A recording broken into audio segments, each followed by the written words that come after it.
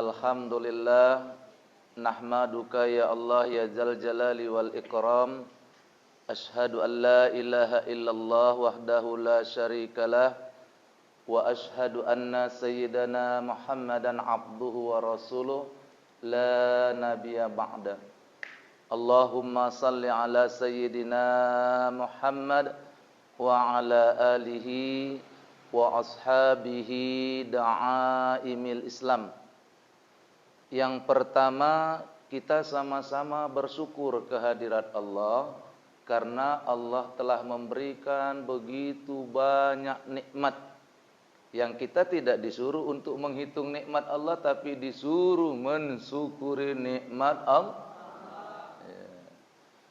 Banyak nikmat yang diberikan Allah yang kita tidak minta, yang kita lupa minta, tetap diberikan Allah. Itulah disebabkan kasih sayangnya kepada kita.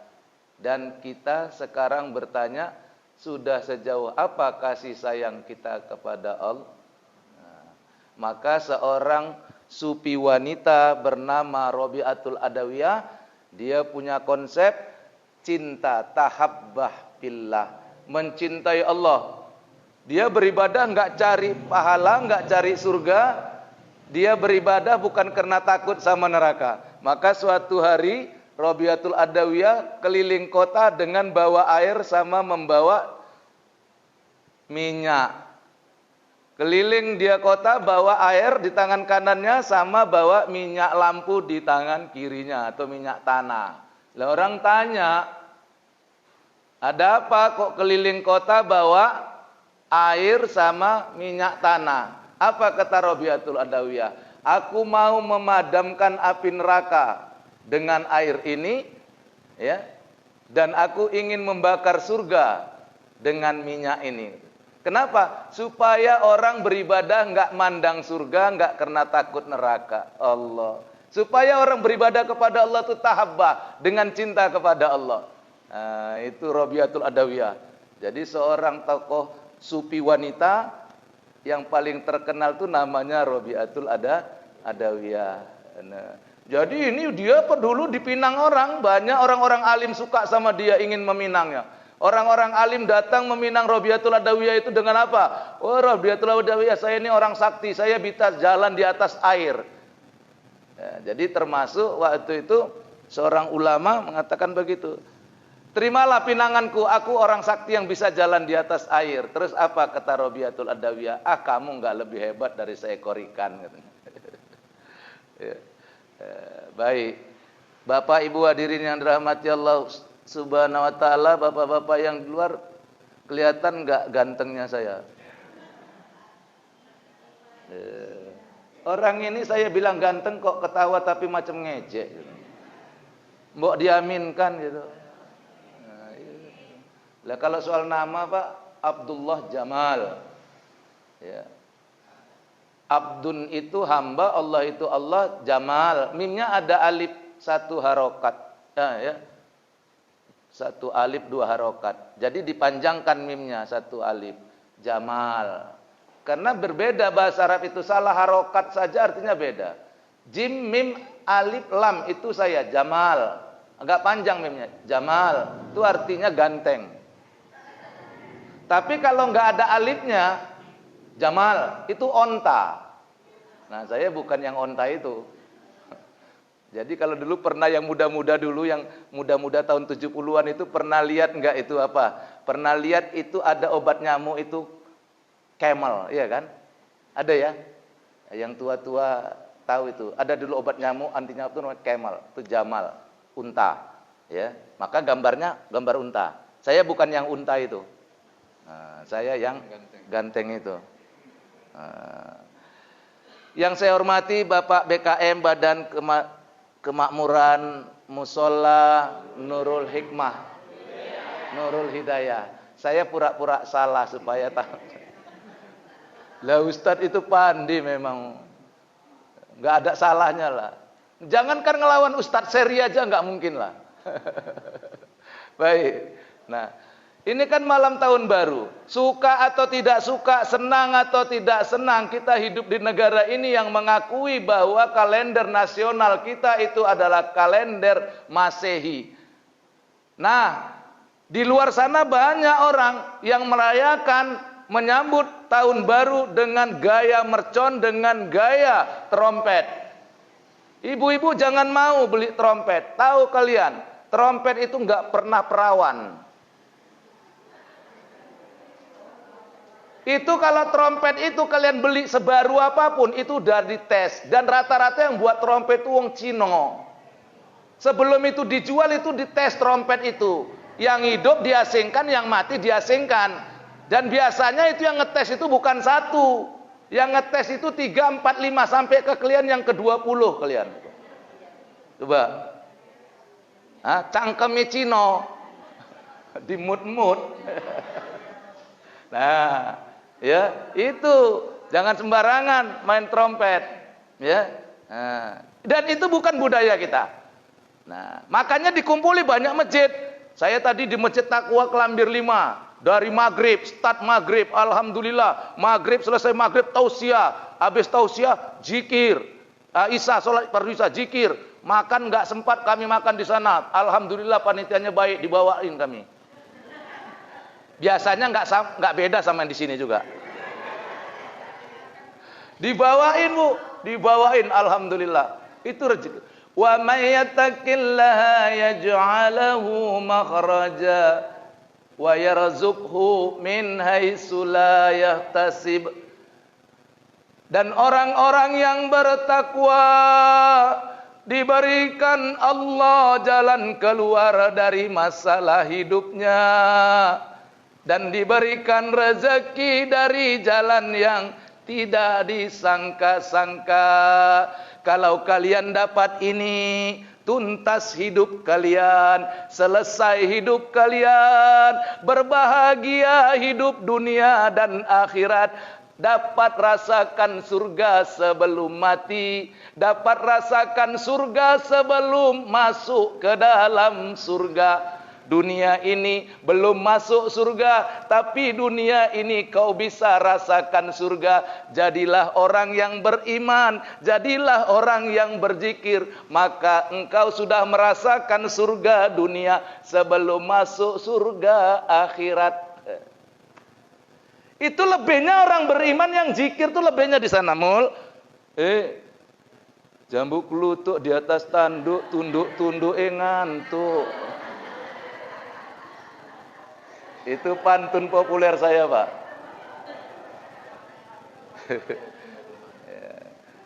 Ya. Ini live ya, ini live di Facebooknya saya lah. Dan alhamdulillah subhanallah, Nurul Hidayah. Kalian Majelis Taklim Nurul Hidayah, saya katakan malam terbaru, kalian pecah rekor. Artinya yang terbanyak dari siaran langsung saya, yang paling banyak menontonnya, tayangannya, dan jumlah dibagikan itu Nurul Hidayah. Alhamdulillah. 1.400. Hari pertama, waktu saya itu hari pertama yang menonton itu hari pertama 700 sekian. Dan pada hari ini tadi waktu di jalan saya buka, yang menonton, yang tayangannya 1088. Subhanallah. Dibagikan sebanyak 74 kali. Dan kalian pecah rekor. Rata-rata itu paling 600, 700, 800 yang menonton. Itu pun setelah 2-3 hari. Jangan tepuk tangan. Tepuk tangan bukan budaya kita. Tetap, orang Islam itu modern, tetap modern, tapi sunnah tetap pertahankan. Makanya ngaji saya itu fikih tasawuf. Fikihnya kuat, amalan johirnya kuat, tasawufnya amalan batinnya. La ilaha illallah. Hidup di la ilaha illallah, mati di la ilaha illallah, berbangkit di la ilaha illallah. Kalau kamu sampai di sini, kamu berani hidup, kamu berani mati. Tapi kalau kamu nggak sampai di sini, kamu takut hidup, kamu takut mati. Masa ada orang udah ngaji masa takut mati? Ayo. Enggak. Kamu boleh nangis kalau kamu mengingat dosamu, tapi kamu harus tersenyum ketika kamu ingat kematian. Itu bedanya. Jadi kalau ada orang yang ngaji yang benar, makanya Quran itu kan membagi. Ada orang beriman, ada yang beriman sebenarnya. Innamal mu'minuna alladzina idza dzukirallahu wajilat qulubuhum wa idza tuliyat alaihim ayatuhu zadatuhum imanan wa ala rabbihim yatawakkalun. Sesungguhnya orang yang beriman itu, sesungguhnya orang yang beriman kalau disebutkan nama Allah bergetar hatinya. Kalau dibacakan ayat Allah bertambah-tambah imannya. Dan hanya kepada Allah dia bertakwa. Artinya apa? Kalau Allah katakan sesungguhnya orang beriman, berarti ada orang beriman yang gak sungguh-sungguh. Jadi orang beriman itu dua. Ada beriman sesungguhnya, sebenar-benarnya ada beriman. Ada imannya ecek-ecek. Ada imannya ecek-ecek. Kalau dia beriman benar-benar, surganya sudah ada sejak sekarang. Enggak nunggu mati. Enggak nunggu kiamat surganya. Dulu guru saya bilang, Mal, nanti kalau di surga itu tahu enggak enaknya? Apa yang terbetik dalam hati, itu jadi bled. Nah, bisa enggak kamu sekarang dapatkan itu? Apa yang kamu kepingin hari ini, kamu enggak susah payah nyarinya. Datang sama kamu. Syaratnya apa? Itu tadi, wa metakillaha tadi. Kalau kamu dapat dua ini, tuntas hidupnya, selesai. Wa metakillaha yaj'alahu makhraja wa yarzuqhu min haitsu la yahtasib. Barang siapa orang yang bertakwa, diberikan jalan keluar dari permasalahan hidupnya. Tapi ini tadi Ustaz muda udah bilang, orang berilmu banyak, yang yakin kepada ilmu sikit rek. Nek sing iso ngomong akeh. Ayo sedekah, DN sing paling pelit. Sak kentote pun enggak gelem dikei uang. Pak, aku agak kasar sikit ya. Itu kan ada orang, Bu. Saking pelitnya, kentutnya pun enggak mau dikasih orang. Lah buktinya kalau kentut berondok-berondok. Saking pelitnya. Ada lagi tipe kedua, saking pelitnya, dosanya enggak mau dikei uang. Dosanya, Pak. Loh, apa ada orang sepelit itu, Ustaz? Ada. Contohnya, nyuri mangga, nyolong mangga. Isu-isu bar sholat subuh, nyolong mangga. Nyuri mangga. Nyuri satu. Goni. Jumpa Pak Haji pulang sholat subuh. Apa itu, nak? Mangga, Pak Haji. Waduh, kebetulan mantuku ngidam mangga, bagilah aku satu. Pak Haji minta satu, enggak dikasih. Sayang Pak Haji, jauh aku membawanya, enggak dikasih. Padahal kalaulah mangga dalam karung tadi ada 100, satu dikasih Pak Haji, kan dosanya tinggal 99. Dosa aja enggak mau dibagi. Coba. Nah ini, jadi sama saya tasawufnya itu tasawuf fikih.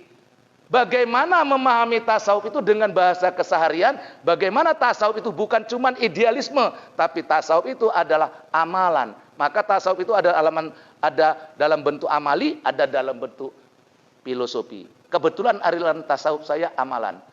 Nah ini jemaah-jemaah yang saya bawa ini, anak-anak saya, adik-adik saya ini, nah ini, ya kan? Nah ini ngamalkan zikir.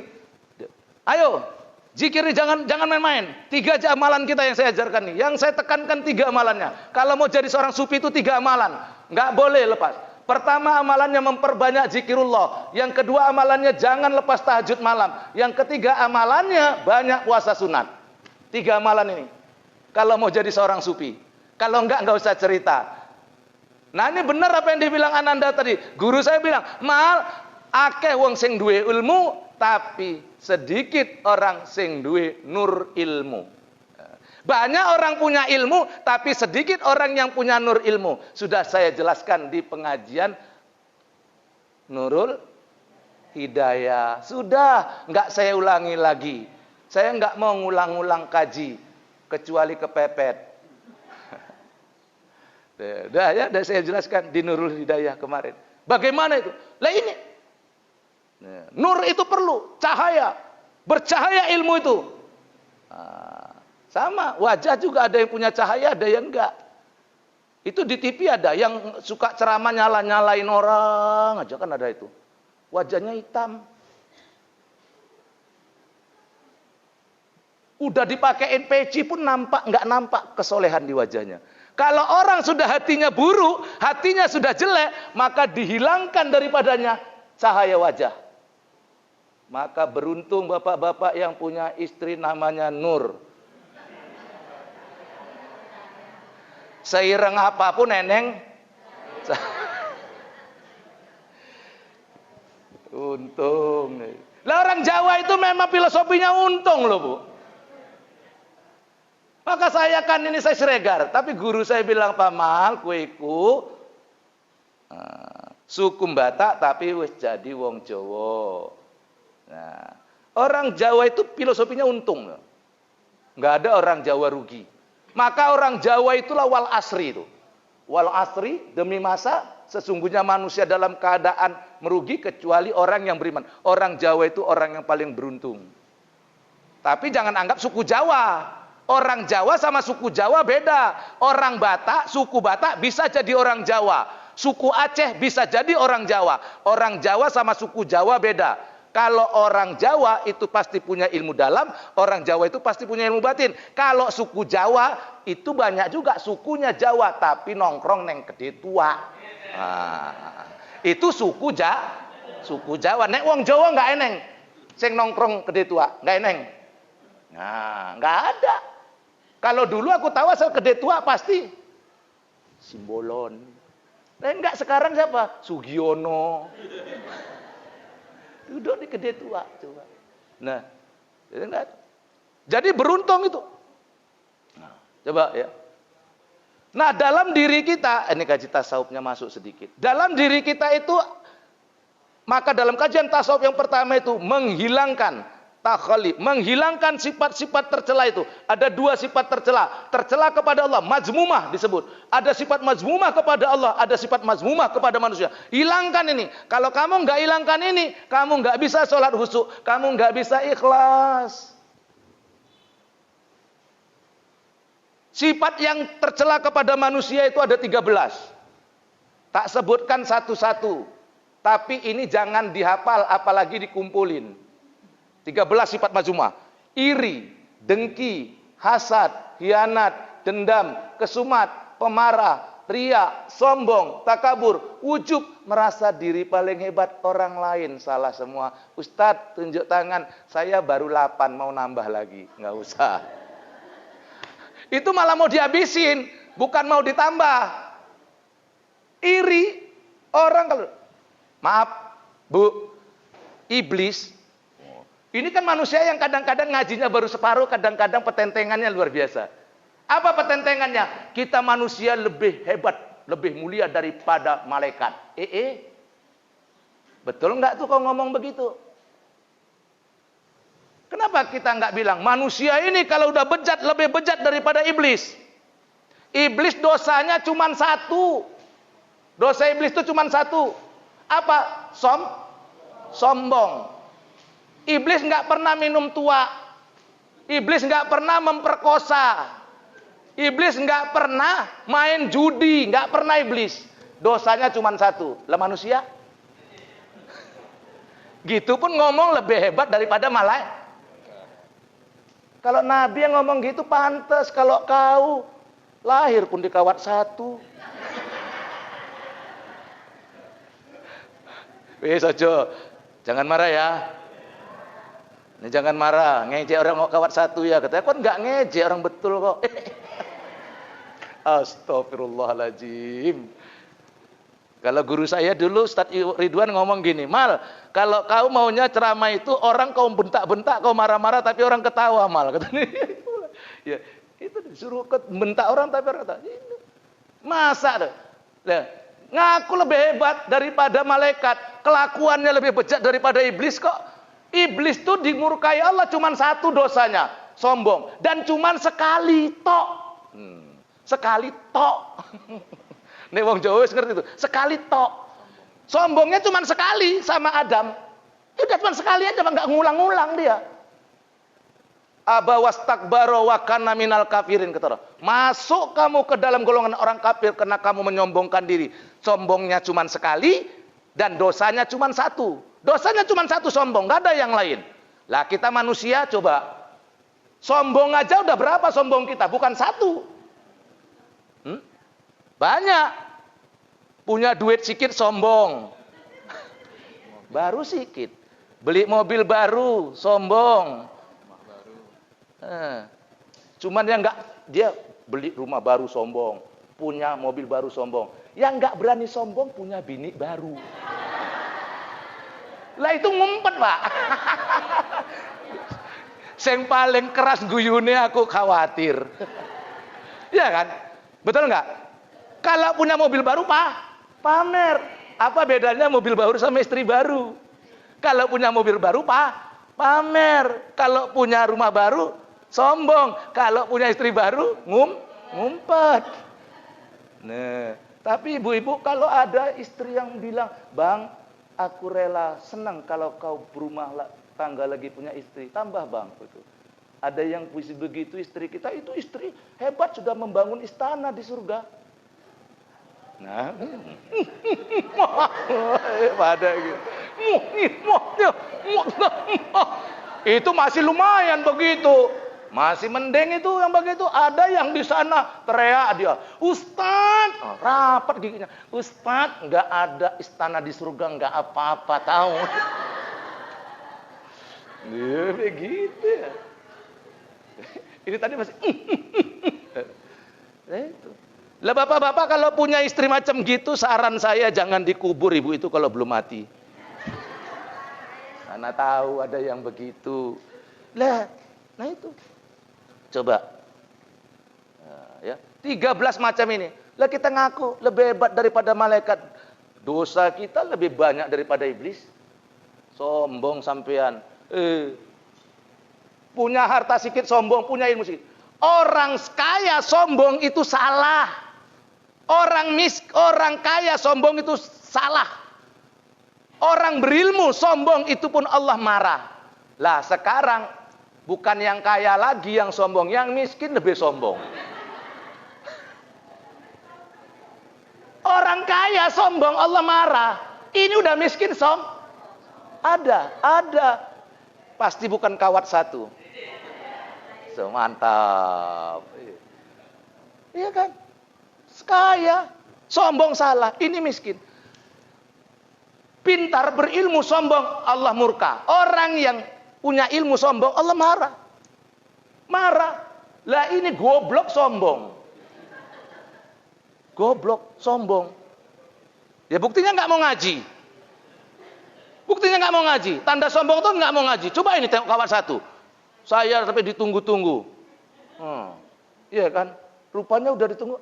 Gininya orangnya. Jangan tengok orangnya, tengok ceramahnya. Ya. Unjur ila makola wala tanjur ila mangkola. Tengoklah apa yang dibicarakan orang, jangan tengok siapa yang bicara. Itu kata guru saya. Tengok apa yang dibicarakannya, jangan tengok yang bicara. Memang ya gini, biar kaleng-kaleng, asal jangan ceramahnya kaleng-kaleng. Udah biarin aja. Pulang dari sini kalian boleh bohong untuk menyenangkan hati Ustadz Jamal. Macam mana ceramahnya tadi? Wih, enak kali padahal kalian muak. Enggak apa-apa. Itu. Boleh bohong untuk menyenangkan hati pasangan, boleh, Pak. Bapak-bapak yang di luar, boleh bohong untuk menyenangkan hati istri. Ibu-ibu yang di dalam, boleh kata Nabi berbohong untuk menyenangkan suami. Ada dua bohong yang dibolehkan. Yang pertama, bahkan disuruh, bahkan dianjurkan bohong untuk dua hal. Yang pertama, menyenangkan hati pasangan. Istri menyenangkan suami, berbohong, bagus. Suami menyenangkan hati istri, bohong, dianjurkan. Yang kedua, mendamaikan orang yang bertengkar. Jangan jujur di situ. Di situ harus ada bohong, supaya orang yang bertengkar berdamai. Kalau kamu jujur, orang ini akan semakin panas. Bohong di situ. Apa katanya sama kau? Muak kali aku nengoknya, nggak tahu diuntung. Dia sebenarnya mau minta maaf sama kau. Nyesal kali dia berantem. Oh ya gitu ya. Padahal nggak ada mau minta maaf. Bohong. Disuruh ini. Datang lagi yang sana tadi. Datang dia tadi ke rumah kau ya. Geram kali aku nengoknya. Mau aja rasanya aku lemparkan kepalanya itu. Tunggu dulu. Dia tadi datang ke sini maksudnya mau bilangkan sama aku, kapan kalian mau jumpa? Dia mau minta maaf. Padahal nggak ada kayak gitu. Oh iya, kan damai. Lah kau jujur. Apa katanya? Katanya memang kalian keturunan bandit. Coba lah. Ini jujur yang dilarang. Jadi ada bohong yang dianjurkan. Mendamaikan orang. Jadi ibu juga harus bohong kalau suaminya membelikan sesuatu. Dibelikan pakaian ulang tahun ibu. Ibu nengoknya enak. Udahlah warnanya norak, kainnya kasar, berbulu, mahal lagi.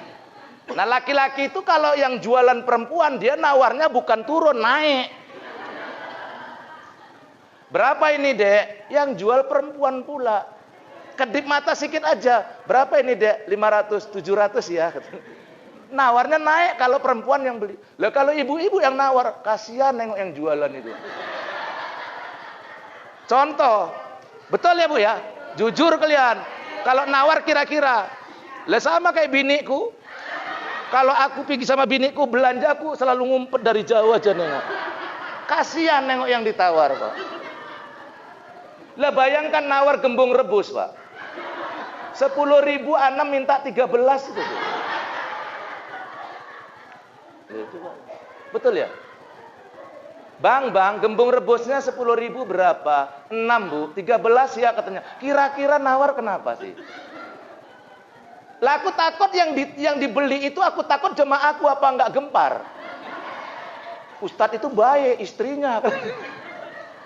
Ya Bu, kalau nawar gembung rebusnya berapa Bang? 10.000 6, 7 ya, itu cocok. Kalau 10.000 6 nawarnya 13. Kalau saya yang jual gembung rebus, tak ambil tali rapia Bu, udah cekek aja tak bilang. Iya betul ya? Betul ya? Nah itulah coba. Coba ini. Kok ngguyu tenan sih?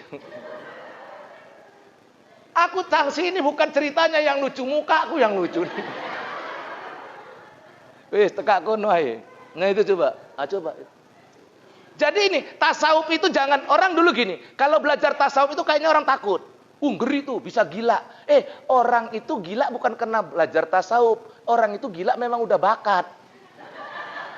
Dulu kan gitu. Oleh saya dulu kan ngaji, waktu saya dulu muda-muda itu ngaji tasawuf. Anak 2, anak 3 saya mulai ngelmu. Ngelmu saya, datangi guru-guru. Makanya saya dapat ini bukan dari perguruan tinggi, enggak dari IAIN, dari guru-guru itu berkah karomah. Kalau udah ngelmu saya itu enggak pulang ke rumah. Coba dari situ, jumpa sama orang, belajar kemana? Belajar apa? Tasawuf. Gila kok nanti katanya. Jangankan dulu, sekarang aja aku ada saudaraku kok, aku kan di grup tak ceritakan tasawuf. Itu kan tiap hari ya. Ini kan live juga ini. Tadi live nih tiap kali. Satu hari bisa 2 kali, 3 kali live kita di Facebook. Nanti baru masuk ke YouTube. Ada saudara saya bilang, kau jangan gila tasawuf. Nanti kau gila. Aku punya guru tasawuf 4 ulang. Gak ada satupun guru tasawufku yang gila. Dan guruku tuh punya banyak murid. Sampai sekarang gak ada yang gila, aku bilang. Tapi kalian pun kok marah kalau laki kalian gila dengan tasawuf. Mending dia gila tasawuf, mending dia gila zikir, mending dia gila sholat malam, mending dia gila puasa sunat. Betul nggak? Daripada gila judi. Wong pada dasarnya semua orang ini gila. Ada yang gila judi, ada yang gila perempuan. Aku nggak nengok satu pun kalian. Waktu bilang gila perempuan, aku nengok ke sini. Sebab kalau aku nengok ke kalian, terus nanti enggak manggil lagi. Jadi ustadz ini sulit. Salah cakap enggak dipanggil lah lagi. Ini urusan Pak. Kalau zaman dulu enggak, zaman saya. Orang sekarang kita memang cerita surga kita ketawa, cerita neraka kita ketawa. Enggak mau saya panggil. Saya gara-gara jawab pertanyaan ketua wiridnya itu saya kan enggak mau dibayar saya. Kalau untuk hukum ya, kalau untuk ceramah kalau enggak dibayar kebangetan.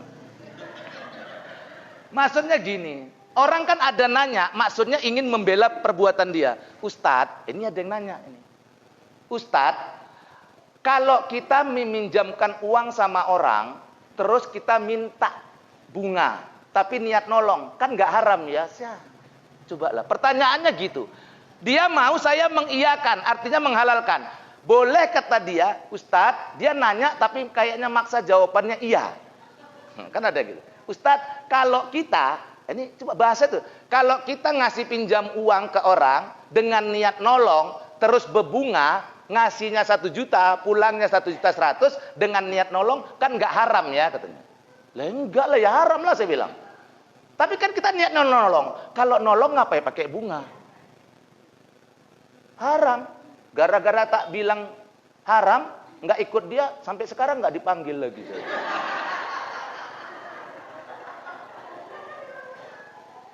Iya, betul ini ceritanya. Ustadz nggak mau bohong, betul. Lah nggak apa-apa. Rupanya dia nolak, yang 1 wirid ini nolak gara-gara aku nggak mau jawab iya. Rupanya datang 100 wirid yang lain minta, sampai keter aku. Nah itu, nggak usah takut, rezeki itu daripada Allah. Nggak usah takut kalian. Banyak aja zikir. Orang zikir tuh rezekinya diantarkan. Itu Rabiatul Adawiyah. Asal dia mau bikin makanan, bikin sayur, itu cuman nyediain pisau. Rabiatul Adawiyah kalau mau masak pagi cuman nyediain pisau. Terus datang burung ngantarkan bawang, datang burung ngantarkan cabai, datang burung ngantarkan daun sop. Itu kalau orang takwa. Nggak usah jauh-jauh. Di surga itu apa yang terbetik datang. Kamu kepingin makan di surga, nggak perlu nyari. Kalau di dunia ini kamu mau makan, kamu mesti nyari. Nek nggak golek, nggak nyekek. Itu ya kan. Tapi di surga enggak. Lalu harusnya cerita itu semua kamu harus buat. Jangan nunggu surganya dulu nanti mati. Enggak, sekarang. Duduk-duduk puasa. Pak. Kepingin makan pepaya, saya puasa Kamis ini Pak, kepingin makan pepaya, nggak ada orang jual Ustadz, kedai sana udah tutup, pajak sana udah tutup, nggak ada orang yang jual kalau udah jam segini Ustadz. Iya Pak, ya udah, tapi hati masih kepingin makan pepaya untuk buka puasa. Udah, nggak lama 10 menit, tret. Loh Ustadz itu orang jual pepaya katanya. Nggak Ustadz lah orang itu Pak orang jual pepaya, ya, rezekinya diantar. Ya ini jemaah kita nih. Jemaah kita kayak gitu nih. Orang bingung. Oh mau gini-gini duitnya dari mana? Udah nanti Allah ngasih. Baru ngomong gitu orang ngantar duitnya. Ini ada jemaah kita yang di sini tuh begitu. Orang yang zikir itu nggak ngayal terhadap hartanya. Diberi Allah. Luar biasa. Makanya wa'bud rabbaka hatta ya'tiyakal yakin. Beribadahlah kepada Allah sampai datang keyakinan. Jadi sekarang ada 2 model orang. Ada beribadah cari keyakinan, datang keyakinannya. Berawal ibadah dari keyakinan sampai datang keyakinan, hakul yakin. Beribadah dengan keyakinan. Lah orang sekarang banyak ibadah nyari dalil dulu. Enggak nemu. Nah, sampai ada orang nanya sama saya, Ustadz, bagaimana menurut Ustadz orang yang mencari Tuhan di atas dunia? Enggak nemu, saya bilang. Kamu nyari Tuhan di atas dunia ini enggak nemu. Karena kamu enggak disuruh mencari Tuhan, kamu enggak disuruh mencari Allah. Kalau kamu cari Allah, kamu enggak nemu. Karena kalau kamu nyari jarum saja yang hilang, kamu enggak ketemu. Apalagi nyari Allah. Jadi kamu tidak disuruh mencari Allah, kamu disuruh menghadirkan Allah dalam setiap napasmu. Hadirkan dia. Hudurul qalbi ma Allah. Naik dan turun napasmu. Kuli ruhi min amri rabbi. Katakan ruh itu berurusan dengan Tuhanmu. Kamu cuma berurusan dengan. Kamu nanti enak mati kalau kamu sudah mematikan dirimu. Mutu qabla anta mutu. Hari ini kamu matikan dirimu supaya kamu nanti enak waktu mati. Zaikoh. Nah itu kajinya panjang. Panjang kajinya. Baru kamu bisa enak. Kalau enggak ya enggak. Jangan takut mati. Jangan takut mati. Cuman mulutnya. Makanya orang ibu-ibu kan kadang-kadang gitu. Udah pernah saya sampaikan itu. Kadang-kadang ibu-ibu juga kebangetan. Tapi lebih kebangetan bapak-bapak. Ibu-ibu kebangetan. Bapak-bapak lebih kebangetan. Ih senangnya kalian. Kebangetannya ibu-ibu itu apa? Ada orang ijab kabul mau kawin. Ibu-ibu itu dari dapur sambil nyiapin makanan ringan. Kan yang ijab kabul itu menjawab, mengkabulkan ijabnya walinya. Iya kan? Karena kan udah terbiasa kita ini suka kali membuat hukum sendiri. Nikah itu ijab kabul harus 1 napas. Itu tidak benar. Boleh nikah itu 2 napas, 3 napas boleh. Halal. Dan memang seharusnya orang nikah itu harus bernapas.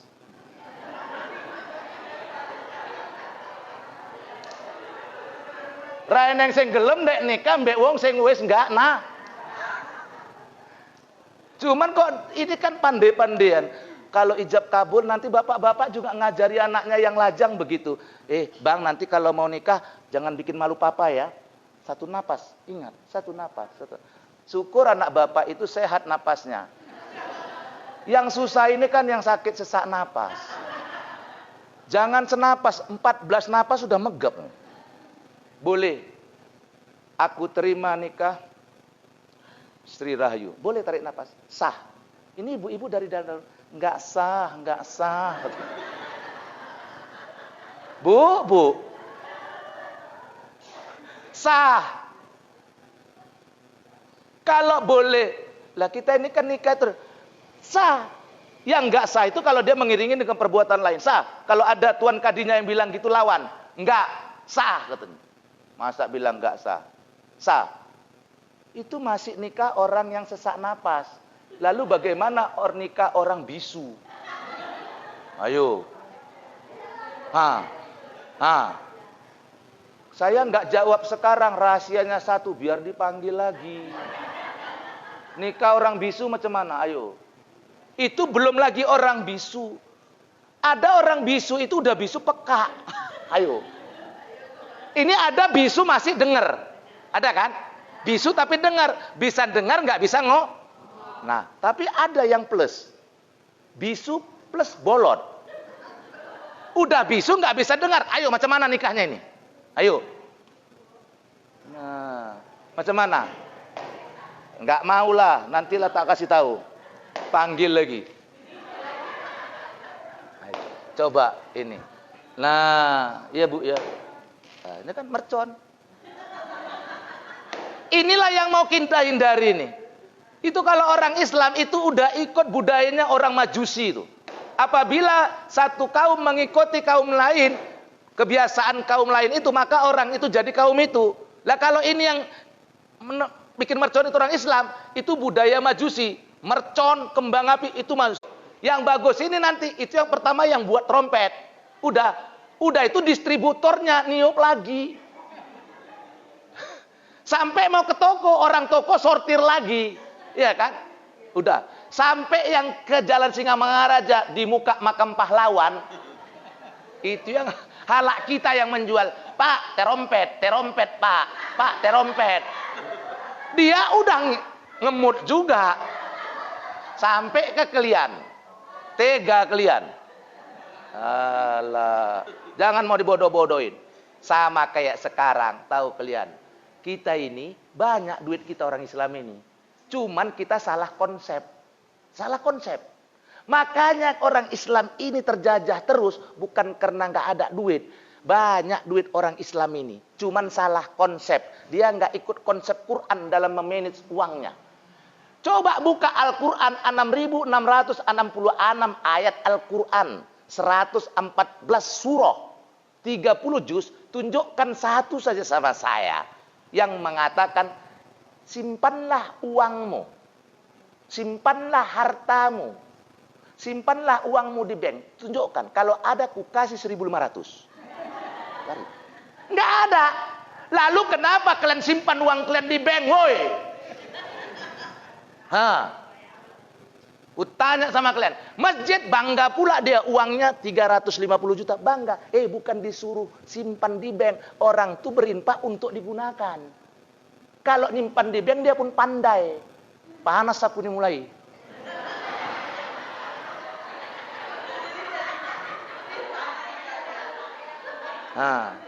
Nggak ada. Kita nggak disuruh nyimpan uang di bank. Yang disuruh berinfak dengan uangmu. Coba tuh nggak? Berinfak dengan uang tuh ratusan ayatnya. Yang benar. Banyak, suruh berinfak, suruh berinfak. Artinya uang itu digunakan, dibelanjakan, bukan kau simpan ke bank. Kau belanjakan untuk apa? Bantu orang miskin, buka rumah sakit, bikin usaha, diputar duit, biar dia berkembang. Kau taruh duit kau di bank, kau benci sama Cina, yang make duit kau Cina bodoh. Dah,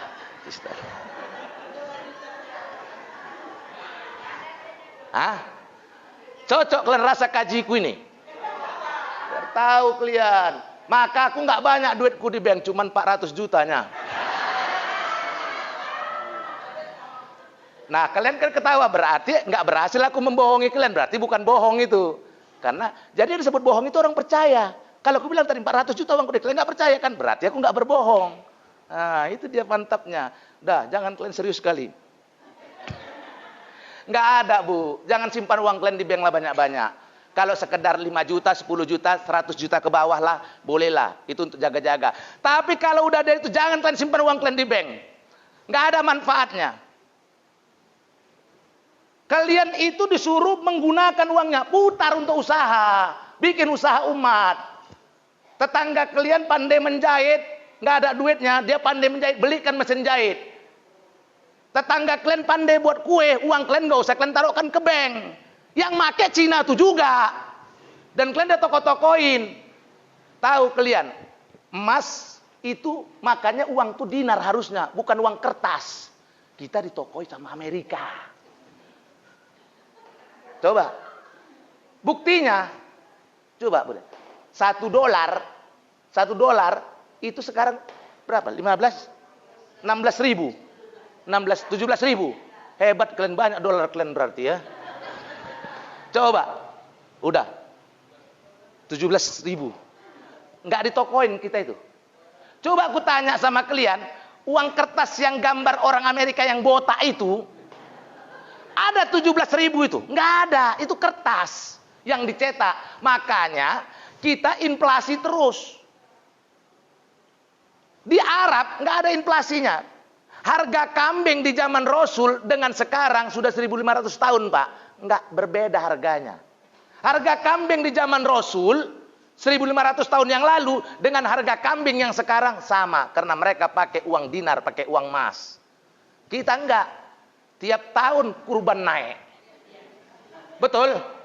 Tiap tahun naik, Pak. Tahun semalam 1,9. Aduh, terpijak pula HP mahal. Ya, kalau sama saya mahal lah, kalau sama kalian murah.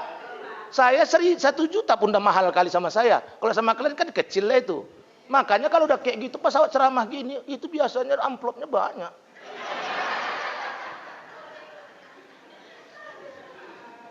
Dah, jangan bodoh kita, jangan mau. Taruh uang kalian, bikin usaha, buka Quran lagi. Taraktu fikum amrayni lan tadillu ba'dahuma kitaballahi was sunnati. Aku tinggalkan kepada kalian umatku 2 wasiat. Apabila kalian berpegang teguh kepada 2 wasiatku, tidak akan sesat selama-lamanya dunia dan akhirat. Ialah kitabullah, Quran dan sunnahku. Coba tengok di Quran, nggak ada suruh nyimpan uang, nggak ada. Lalu kenapa sekarang kalian simpan uang kalian ke bank? Siapa yang kalian ikut? Ini kita buka ini kajinya. Enggak. Nafkahkan itu di jalan Allah. Apakah berinfak, apakah untuk usaha? Suruh untuk usaha, buka usaha umat nih. Galang umat nih. Kita ada persatuan ini. Bikin koperasi, bikin ini untuk umat nih. Nanti Ustadz kadang-kadang udah saya kasih nggak balik. Niatkan sedekah, nggak akan miskin kalian dari itu. Saya tanya. Pernah kalian jumpa orang miskin karena banyak sedekah? Nggak ada. Bapak tuh dulu kaya kali bapak tuh. Sekarang miskin. Kenapa? Banyakan sedekah. Mana ada. Ibu tuh dulu banyak kali ladangnya. Luas sekali ladangnya. Sekarang apapun nggak ada. Numpang-numpang tempat orang. Kenapa? Karena dulu bersedekah. Nggak ada. Yang ada, bapak tuh dulu orang kaya tuh. Sekarang kere. Kenapa? Gila judi. Nah itu banyak. Judi yang membuat dia kere. Sedekah nggak ada, Pak. Mathalul ladzina yunfikuna amwalahum fi sabilillahi kamathali habbatin ambatat sab'a sanabil fi kulli sumbulatin mi'atu habbah wallahu yudha'ifu liman yasha' wallahu wasi'un alim. Permisalan orang yang menafkahkan hartanya di jalan Allah sama dengan sebutir benih yang menumbuhkan 7 tangkai. Dari 7 tangkai masing-masing tangkainya berbuah 100. Artinya Allah memberikan kamu kebaikan, memberikan kamu bonus 700 kali dari apa yang engkau infakkan di jalan Allah. Yakin gak kamu dengan itu? Kalau gak yakin payah. Tapi saya dengan jemaah saya udah ada yang yakin dengan itu. Kalau kau nafkahkan di jalan Allah, gantinya kata Allah, Al-Baqarah 261, 700 kali Allah ganti. Punya nggak keyakinan di situ? Yakin, 700 kali itu Allah yang bilang. Kalau kita nggak percaya dengan ucapan Allah, siapa lagi yang mau kita percaya? 700 kali diganti Allah. Makanya saya mengajarkan di mana jemaah saya, biasakan kamu tiap hari uang yang keluar adalah sedekah, bukan untuk belanjamu. Biasakan itu. Setiap hari uang yang keluar dari kita itu untuk sedekah. Sekurang-kurangnya sama. Ibu belanja ke pajak, beli ikan sekilo 40.000, maka lebihkan. Beli 50.000 atau beli 45.000. Yang 5.000 yang 10.000 untuk ibu sedekahkan sama tetangga ibu. Kau akan dapat 700 kali. Jadi fadilah sedekah yang saya ajarkan itu, awali hartamu yang keluar dalam bentuk sedekah, bukan untuk dirimu. Bagus orang, dia beli dulu pagi, dia beli sarapan, dia beli ikan, nanti sedekahnya sore, bagus. Tapi yang terbagus, pagi itu sekurang-kurangnya sama harta yang kau keluarkan untuk belanja dengan sedekahmu, minimal sama. Kalau bisa lebih bagus, sedekah kau dulu pagi itu. Begitu kau sholat subuh ini, belum belanja, masukkan kaleng infak itu syukuran. Trep. Dan waktu kamu memasukkannya, jangan kamu memikirkan bahwa kamu yang mengasih, tidak. Tapi kamu sedang diberi oleh Allah. Dalam hati, masukkan situ. Bismillahirrahmanirrahim. Kamu enggak memandang kamu sedang memberi, tapi kamu sedang memandang kamu diberi oleh Allah. Begitu pengamalan tasawufnya. Hatinya main. Badannya bergerak, hatinya main. Koneknya ke Allah. Bismillahirrahmanirrahim. Tangannya gini, hatinya ke atas. Sedang menerima pemberian Allah. Mantap. Nggak akan miskin kamu. Artinya apa? Jangan sedekah nunggu kaya. Kan banyak orang, nanti kalau kaya, aku sedekah. Alah, lupa lah itu, aku kan udah kena. Ustadz, ada apa bu? Tolong doakan tanah saya Ustadz, yang di komplek Tasbih supaya cepat laku Ustadz. Nanti kalau udah laku, nanti saya umrohkan Ustadz. Udah 13 tahun bu lakunya, sampai sekarang belum.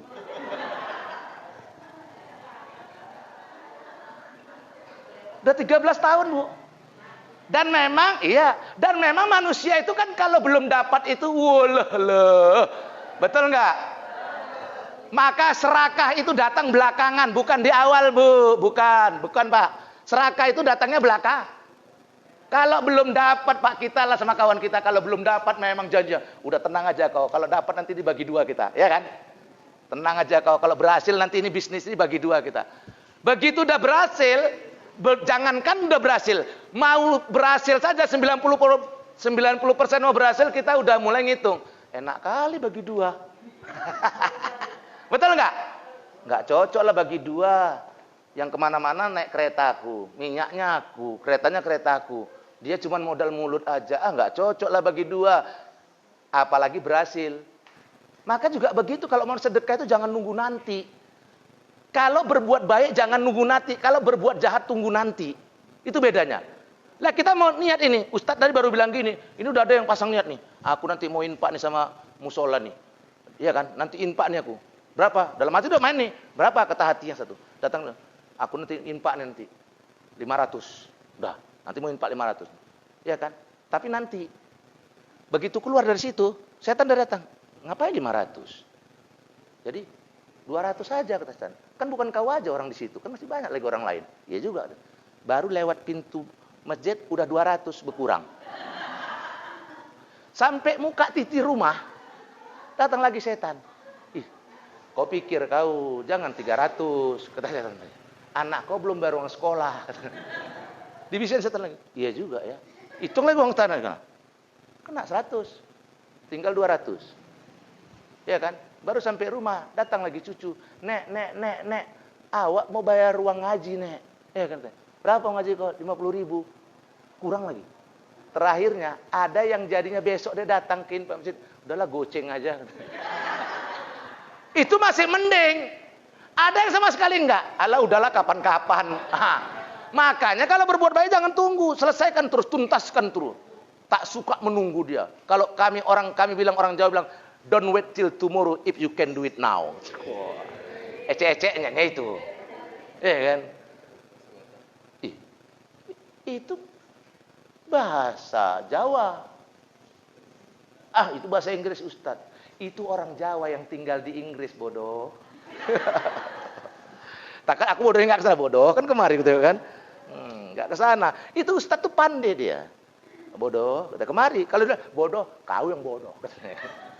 Makanya Pak, saya pernah Pak. Jadi ada masjid itu demo ibu-ibu janda. Ini betul. Yang saya ceritakan betul ini. Ramadan, ya aus Pak. Ustadz, datanglah nanti malam, kata ibu. Ketua perwiritan lagi nih. Saya kan banyak kontak ke saya ibu-ibu ketua wiritan. Ibu-ibu ketua wirid. Ustadz, nanti malam datanglah tarawih tempat kami Ustadz. Kenapa ibu-ibu janda demo? Saya bilang. Demo kenapa? Ustadz, biasanya ibu-ibu itu kalau bulan puasa orang tuh dapat zakat fitrah. Tiap janda dapat Ustadz. Jadi hari ini katanya panitia zakatnya itu badan amilnya tidak lagi mau ngasih ibu-ibu. Karena ibu-ibu janda banyak juga yang kaya. Jadi nggak mau orang tuh lagi ngasih. Hanya janda-janda miskin. Kan betul itu pendapat badan amil. Ya kan? Jadi tolonglah Ustadz kemari. Ya kan? Saya ada jadwal Bu nanti malam. Saya kan Ustadz ngetop. Ecek-eceknya. Ecek-ecek. Jadi saya nggak berani datang. Saya bilang begini. Saya bukan nggak berani datang. Saya bilang nggak, dari menteri nggak datang. Saya kenapa nggak datang? Saya bilang kalau tadi anak gadis yang demo enak saya datang. Kenapa? Kalau anak gadis ini mulutnya nggak keember. Datang saya demo orang tuh 10 anak gadis. Sri, Nani, Lisa, pulang. Ya Ustadz, katanya. Pulang dia. Kalau anak gadis, kalau ibu-ibu janda, Bu, pulang Bu. Apa kau? Tak berani saya. Betul enggak? Apa kau, katanya. Ini perkara sejengkal, katanya. Ya kan? Ditunjuk ini. Sejengkal ini, katanya kan. Mana berani kita. Kalau anak gadis, Sri, Nani, Lisa, pulang. Ya Ustadz, Assalamualaikum. Katanya. Pulang dia. Ibu-ibu janda, Bu, pulang. Kepala kau melawan. Nggak bisa. Paham kalian? Maka nggak berani aku, nggak datang aku. Aman. Ya kan? Ya memang betul lah Bu. Janda itu nggak ada. 8 asnaf di dalam surat At-Taubah 60. Nggak ada janda bagian zakat fitrah. Woi. Kalaupun janda tuh dapat bukan karena dia janda. Karena kalau janda tuh. Ada kadang-kadang marah dia sama panitia amil. Ini kan nggak ada ilmu. Kurasa sentimen kali dia. Bertahun-tahun aku selama ini dapat aku zakat fitrah. Rupanya BK yang amil yang barunya ada ilmunya. Taulah dia ibu tuh nggak dapat lagi. Kenapa? Ibu tuh memang janda, tapi rumah rokonya 14. Kebun sawitnya 14 hektar. Iya kan? Mana dapat? Woi, yang dapat zakat itu janda janda kaya kawinin.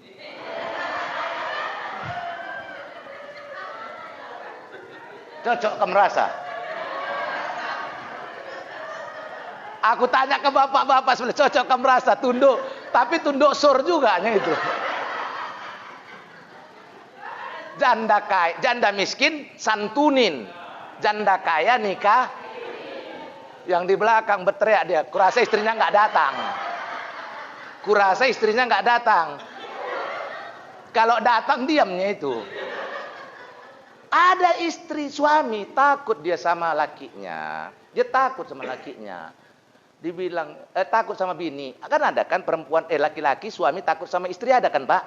Ada. Enggak termasuk Bapak. Jadi ku tanya, kenapa lah kau takut sama istri kau? Aku bukan takut sama dia Ustadz. Jadi dia yang menakutkan aku. Oh ya sudahlah aku bilang. Rupanya bukan dia takut sama istri, istrinya menakutkan dia. Entah apalah rahasia si istri tadi sehingga dia bisa menakutkan suaminya. Padahal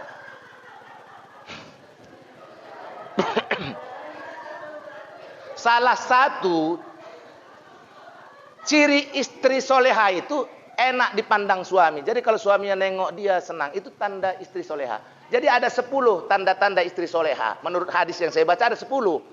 Tapi mungkin saya sampaikan 1 atau 2 sajalah. Yang 8 itu panggil lagi. Satu diantaranya, istri soleh itu kalau suaminya nengok senang dia. Yang kedua, tanda istri soleh itu banyak anak. Saya berpikir, kenapa kata Nabi tanda istri soleh itu banyak anak? Itu hadis Nabi. Kenapa? Rupanya saya baru tahu rahasianya. Rupanya kalau istri soleh itu melahirkan banyak anak, kira-kira nanti lakinya main gila, anaknya banyak yang ngeroyok. Jadi rupanya ada di situ manfaatnya. Iya kan? Iya kan? Anaknya banyak. Kalau anaknya cuma 1 nekat dia. Cuma 1-nya nanti yang nyerang katanya. Coba kalau anaknya 8, 10. Iya kan? Begitu main serong. Serang kata mamanya, ya kan. Ada yang narik kaki, ada yang narik tangan, ada yang jambak, ya kan. Itu rupanya. Ini pula kalian. Wanita soleha itu enggak KB. Jangan bodoh kalian. Enggak ada KB. KB itu bisa halal, bisa haram. Kita bahas dulu nih. Ustadz kemana-mana kaji Ustadz. Ya suka hati aku, lah kenapa yang ceramah. Kok kalian yang ngatur?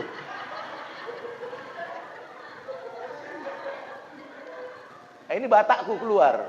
Maka aku bilang sama orang ini, kalau aku ceramah kadang-kadang keluar gaya Melayu, kadang-kadang keluar gaya Jawa, kadang-kadang keluar gaya Batak. Ini gaya Bataknya keluar. Karena guru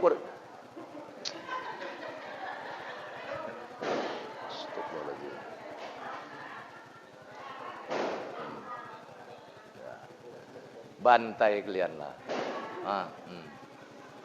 Inilah tantangan kita. Itulah gunanya dikumpulkan orang di masjid sekarang udah tren ini. Ya itu. Dan dicarinya tempat-tempat dekat masjid. Dicarinya. Senang kali dia berhenti ustadznya, berhenti. Senang kan? Berhenti ustadznya, berhenti. Senang kali dia nih, Pak. Puas sekali rasanya. Bantai. Sampai mana tadi? PKB itu tadi. KB itu bisa halal, bisa haram. Kalau KB itu halal, misalnya begini, saya tak mau lagi melahirkan, saya stop melahirkan, saya pakai KB pakai spiral atau saja. Kenapa? Karena menurut ilmu kesehatan saya tak boleh lagi melahirkan. Kan ada dokter memberikan advice bahwa ibu ini nggak bisa lagi melahirkan karena akan ada membawa kemudaratan kebahayaan. Maka dia nggak boleh. Itu nggak apa-apa, halal. Tapi ada orang, kenapa KB? Nanti payah ngasih makannya. Syirik nih, haram nih. Nanti payah ngasih makannya. Nanti payahnya kolahkannya. Syirik. Yang ngasih makan itu bukan kau, bodoh. Allah. Yang ngasih rezeki itu bukan kau, Allah. Berarti kalau kau takut punya anak karena takut nggak bisa makan, berarti kau tidak punya Allah. Orang Cina punya Tuhan aja, Tuhannya tiap hari disogok-sogok pakai api aja kaya.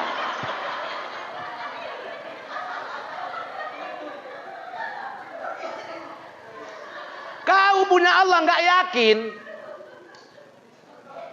Cina Tuhannya disogok-sogok pakai api, kaya. Kau tinggal yakin aja kepada Allah pun enggak. Cobalah, di mana kau ngaji? Siapa gurumu? Yakin kepada Allah itu, mantapkan yakinmu. La ilaha illallah. Nahya alaiha wa alaiha namut. Hidup dengan la ilaha illallah, mati dengan la ilaha wa alaiha nub'asu insyaallah minal amin. Dan nanti berbangkit dengan la ilaha illallah. Sampai kita mau mati itu, lakinu mautakum la ilaha illallah. Ajarkan orang yang mati dengan la ilaha illallah. Man akhara kalamahu la ilaha illallah dahulul jannah. Barang siapa yang akhir ucapannya la ilaha, masuk surga. Ditanya orang saya, Ustadz, macam mana itu? Ya memang la ilaha illallah, tapi tukang mabuk. Jangan kau tengok mabuknya, tengok la ilaha illallahnya. Soal dia masuk surga neraka, itu urusan Allah. Betul enggak? Dulu saya nggak mau kalau ada orang mati, apakah mayat ini dalam keadaan baik? Saya dulu nggak mau jawab. Diam aja saya. So hebat. Dulu. Rupanya lama-lama saya. Rupanya itu kita bilang baik. Itu doa. Itu doa. Apakah mayat dalam keadaan baik? Baik. Kita mendoakan. Soal dia nggak baik itu urusan dia dengan Allah. Buktinya kalau ada orang mati, Di takbir yang ketiga dan keempat kita mendoakan mayat. Apakah doa itu untuk mayat-mayat yang baik saja, yang beriman saja? Enggak. Allahumma firlahu warhamhu wa'afihi wa'fuanhu. Ya Allah, ampunkan dosanya, rahmatilah ia, dan berikanlah keafiatan baginya, ya Allah. Kan doa kita minta ampun. Apakah itu hanya untuk orang-orang baik? Enggak. Ya Allah, hari ini aku enggak mau Allah mafirlahu karena kau tukang mabuk. Yang mati tukang mabuk, yang mati tukang baca Quran, tetap Allah mafirlah.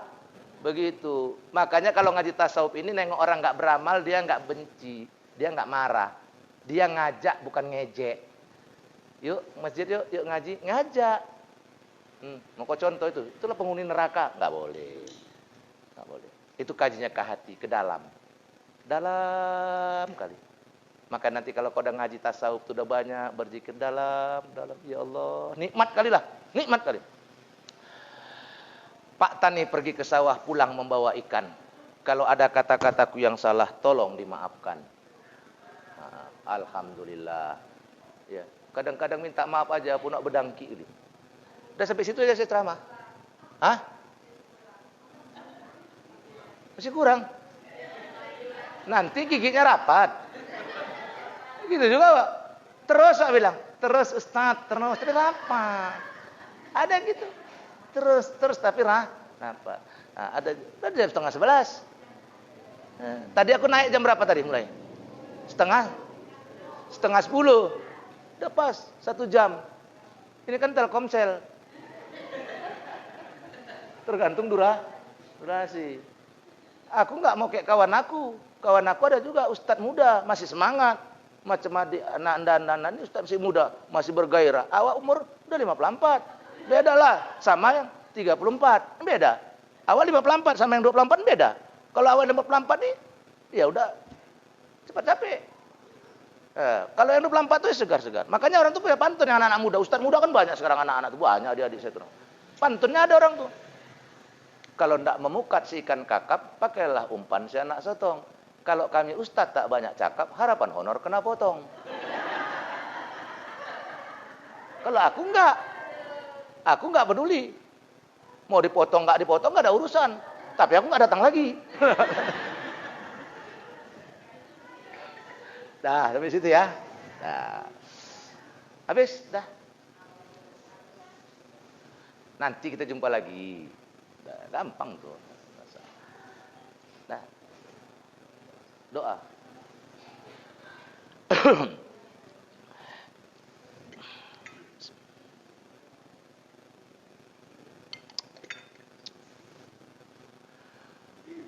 Astaghfirullahaladzim. Astaghfirullahaladzim. Astaghfirullahaladzim.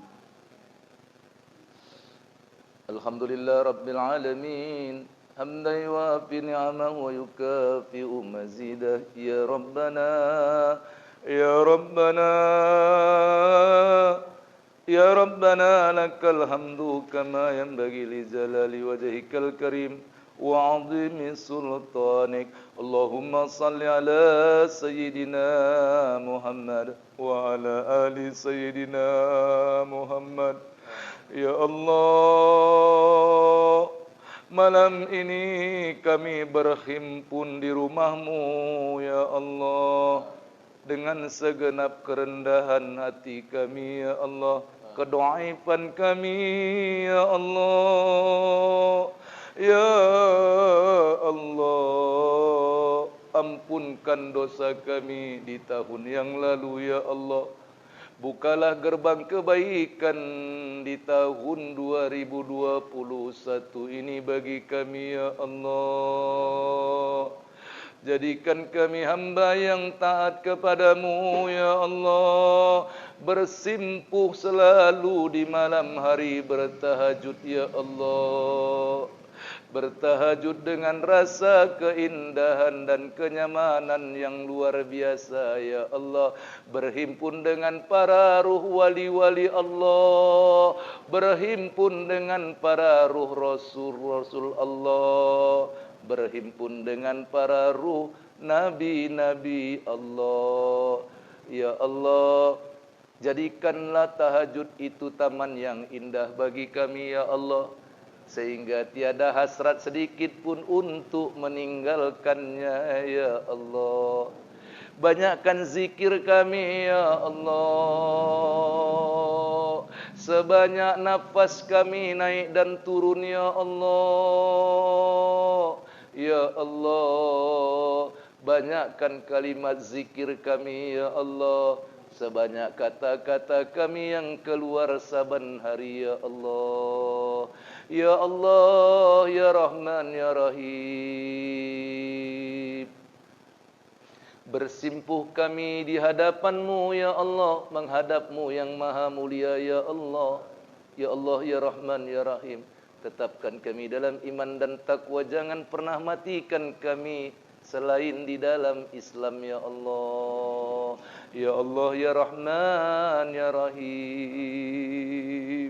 Ampunkan dosa kami yang banyak ya Allah. Teteskan air mata ini demi melihat salah dan dosa kami ya Allah. Tutup mata kami, tutup hati kami untuk melihat celah dan dosa orang lain ya Allah. Buka selebar-lebarnya mata hati kami untuk menyaksikan kesalahan dan dosa kami yang perbuat ya Allah. Ya Allah, jadikan kami hamba yang berzikir, yang Engkau ganti segala dosa kami dengan kebaikan ya Allah. Yang bukan sekadar Engkau ampunkan dosa kami, tapi Engkau ganti dosa kami dengan kebaikan ya Allah. Ganti ya Allah, tukar ya Allah segala maksiat kami dengan kebaikan Rahman dan Rahim-Mu ya Allah. Ya Allah, faghfir lana dhunubana wa kaffir anna sayyiatina wa tawaffana ma'al abrar. Ya Allah, ampunkan dosa ayah dan emak kami itu ya Allah, yang telah bersusah payah membesarkan kami, memberikan nafkah bagi kami, bertumpah-tumpah darah mak kami melahirkan kami ya Allah. Terseret-seret, tersandung-sandung dia ya Allah, membawa kami dalam kandungannya ya Allah. Dia miskin ya Allah, dibawanya kami berjualan ke sana kemari ya Allah. Perutnya yang membesar kami di dalam, sementara junjungannya, jualannya ada di atas kepalanya ya Allah. Berkeringat-keringat mak kami itu ya Allah, membawa kami sekaligus dia mencari nafkah ya Allah. Ampunkan dosa mak kami itu ya Allah. Ya Allah, tertumpah-tumpah air susunya ya Allah untuk membesarkan kami ya Allah. Ya Allah, ibu kami itu ya Allah. Ya Allah, banyak jasanya ya Allah. Ya Allah, dijualnya perhiasannya untuk biaya kami ya Allah, untuk menyenangkan kami ya Allah. Ibu kami itu bodoh ya Allah. Ibu kami itu dia tak tahu baca ya Allah, maka dia berbuat dosa dengan kebodohannya ya Allah. Ampunkan dosanya ya Allah. Terkadang ibu kami itu ya Allah berhenti makannya karena kami buang air besar ya Allah. Dicebokkannya kami dengan tangannya dan dilanjutkannya makannya kembali, yang kemungkinan beserta dengan kotoran-kotoran kami ya Allah. Begitu mulianya ibu kami itu ya Allah. Ya Allah, tempatkan ibunda kami itu pada tempat yang sebaik-baiknya ya Allah. Jangan Engkau hukum ya Allah. Jangan Engkau beratkan hidupnya ya Allah di barzah ya Allah. Ayah kami itu ya Allah, bapa kami bekerja pagi, siang dan malam untuk menafkahi kami ya Allah. Kadang dia berhutang ya Allah, karena gajinya tak cukup buat sekolah kami ya Allah. Karena gaji dan penghasilannya tak cukup untuk makan kami ya Allah. Dia hutang ya Allah ke sana kemari ya Allah. Untuk kami dan bukan untuk dirinya ya Allah. Untuk sekolah kami ya Allah. Bekerja ya kami tu pagi, siang dan malam. Jaga malam dia ya Allah. Berteduh-teduh di tempat yang dingin ya Allah. Bermelek-melek matanya ya Allah. Karena tak tidur ya Allah. Untuk mencari nafkah bagi kami ya Allah. Limpahkan kebaikan kepada mereka ya Allah. Hari ini kami sudah jadi ayah ya Allah, sudah jadi mak ya Allah. Kadang-kadang anak kami ini ya Allah melukai hati kami ya Allah. Kadang-kadang anak kami itu memandang kami dengan sinis ya Allah. Kadang-kadang anak kami itu ya Allah berkata kasar, menggores-gores dada kami ya Allah. Ampunkan dosa anak kami itu ya Allah. Beri petunjuk anak kami itu ya Allah. Sehingga jadi anak yang soleh dan soleha ya Allah. Jadikan anak kami itu anak yang indah dipandang mata. Dan jadikan anak kami itu anak yang menyejukkan hati ya Allah. Ya Allah, kelak ketika datang al-maut, kematian mendatangi kami ya Allah. Jadikan kami orang yang mati dengan senyum ya Allah. Jadikan kami orang yang menyambut maut itu dengan suka hati ya Allah. Jadikan kematian itu sebagai senyum kami yang terindah ya Allah dalam hidup kami di atas dunia. Dan jangan jadikan mati itu sebagai hal yang menakutkan bagi kami ya Allah, sehingga kami pasrah. Jadikan kematian itu teman karib kami ya Allah. Ya Allah ya Rahman ya Rahim. Ya Allah, perkenankan doa kami ya Allah. Faghfir lana dzunubana wa kaffir anna sayyi'atina wa tawaffana ma'al abrar. Perkenankan doa kami ya Allah.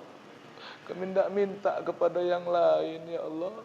Kami tahu ya Allah, Engkau sudah memberikan apa yang tidak kami minta ya Allah dengan kasih sayang-Mu ya Allah.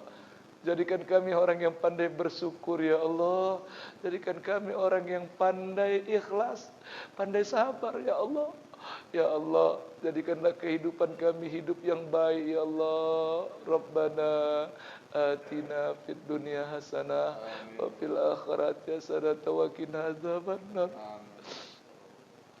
Walhamdulillahi rabbil alamin.